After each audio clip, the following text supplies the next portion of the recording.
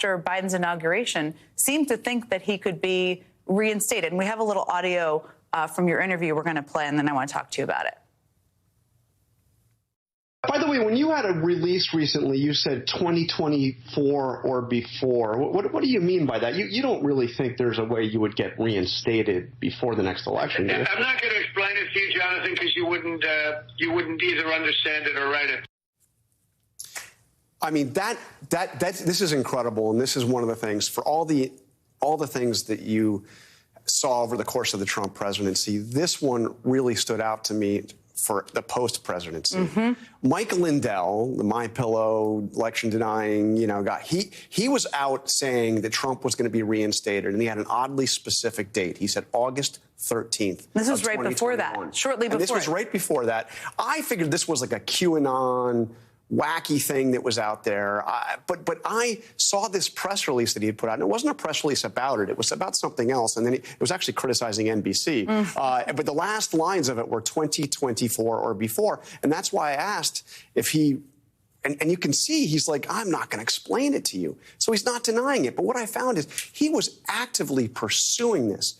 He was talking about it with everybody who would listen privately, and he seemed to truly believe that there was going to be a series of steps that would happen in these states that he lost, and that Donald Trump was going to be able to go back into the White House. Joe Biden was going to be evicted.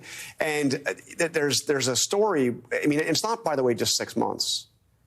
Because what I learned is that interview was about 6 months later. Yes. But it kept on going on into last year, into 2022. He actually went to Mo Brooks, who he had endorsed running for Senate in Alabama. Who's quite conservative, I think people should Mo Brooks, I mean, let's put it this way. He wore body armor right. to the speech outside the White House on January 6th. He was the first guy to lead the objections in Congress to Biden's certification. So anyway, so Mo Brooks, he called Mo Brooks up, and again, on an unannounced call, and Mo Brooks told me he picked it up, and he made a series of 4 demands of him.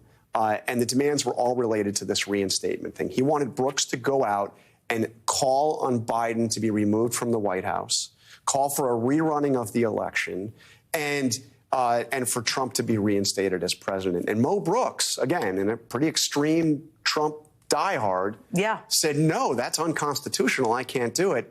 And Trump then a few days later withdrew his endorsement. But this is what was going on. He really thought that something was going to happen, the cyber ninjas audit in Arizona and everything else, that it was all going to come to this big culminating moment, and he was going to go back into the White House. You talked to a lot of people, and you've kept in touch with, I think, a lot of people who